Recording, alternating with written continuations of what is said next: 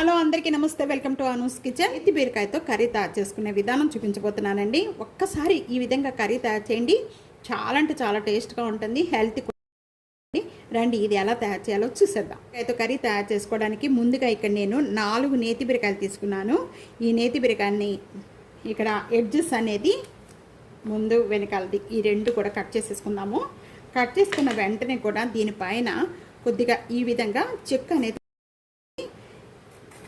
మనం పచ్చడి తయారు చేసుకునేటప్పుడు అయితే మాత్రం దీనికి పైన అనేది చెక్కు తీసుకొని అవసరం లేదండి. దీనికి కర్రీ తయారు చేసుకునేటప్పుడు మనం ఈ పైన అనేది ఈ విధంగా చెక్కు తీసేసుకోవాలి. అలాగే నేను కీరా దోసకాయతో కూడా పచ్చడి అండ్ కర్రీ కూడా తయారు చేశానండి. ఒకసారి చూడండి వీడియో ఓపెన్ చేసి, చాలా టేస్ట్గా ఉంటుంది. అది కూడా ఇక్కడ నార్త్ సైడ్ మనకి సౌత్లో అయితే దోసకాయలు దొరుకుతాయి. అందుకని నేనేం చేస్తూ ఉంటానంటే అప్పుడప్పుడు ఎప్పుడైనా దోసకాయ కర్రీ తినాలి అనిపించినప్పుడు అలా మనం కీరా దోసకాయతో కర్రీ తయారు చేసుకొని అలా తీసుకుంటూ ఉంటామండి.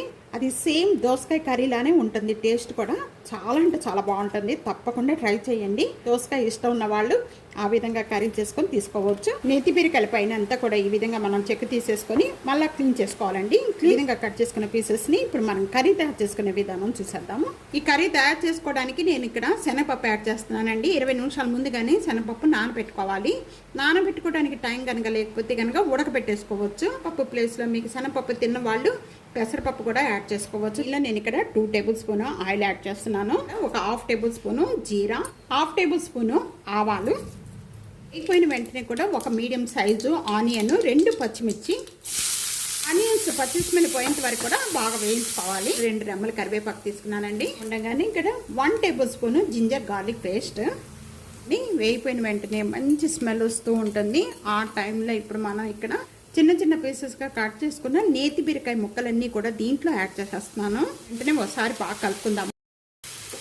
స్టవ్ అనేది లో ఫ్లేమ్లో పెట్టుకోవాలండి. నేను కూడా మనం టేస్ట్కి సరిపడా సాల్ట్ యాడ్ చేసుకుందాము. నేను 1/2 టేబుల్ స్పూను పసుపు. శనగపప్పు అనేది నేను ఉడకబెట్టుకున్నానండి.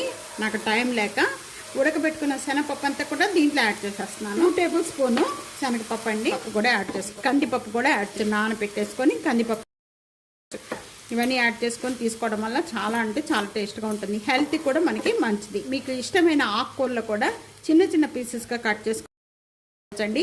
తోటకూర, మెంతికూర, పాలకూర ఇలాంటివి కూడా యాడ్ చేసుకొని తీసుకోవచ్చు.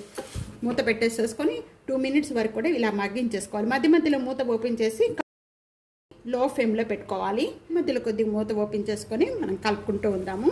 దాన్ని మొత్తం ఒకసారి బాగా కలుపుకుందాము. యాడ్ చేస్తున్నానండి. వాటర్ కొద్దిగా వాటర్ యాడ్ చేసుకుందాం. వాటర్ యాడ్ చేసుకున్న వెంటనే కూడా మీడియం ఫ్లేమ్లో పెట్టేసుకొని ఇప్పుడు కారం యాడ్ చేసేసుకుందాం. ఒక 1/2 టేబుల్ స్పూన్ కారం యాడ్ చేస్తున్నాను. దీని మీద నేను కొత్తిమీర యాడ్ చేసేస్తున్నాను. మూత పెట్టేసేసుకొని ఇంకా మనం వాటర్ మగ్గి కొద్ది గ్రేవీ చిక్కపడేంత వరకు కూడా మగ్గించేసుకుందాం. ఒక 3 మినిట్స్ మగ్గితే చాలండి. ఇప్పుడు ఓపెన్ చేద్దామండి మూత. చూస్తున్నారు కదా, నేతి బీరకాయ కర్రీ అంతా రెడీ అయిపోయింది. రోటీ, పుల్కా, చపాతీలో కానీ తీసుకొని తినడానికి చాలా అంటే చాలా బాగుంటుంది. మరీ బాగా గ్రేవీ అయ్యేంత వరకు కూడా ఉంచుకోకండి. ఇప్పుడు నేను ఇంకా స్టవ్ బంద్ చేసేస్తున్నాను. వేడి వేడి రైస్లో వేసుకొని తిన్నారంటే అసలుకి వదలరు.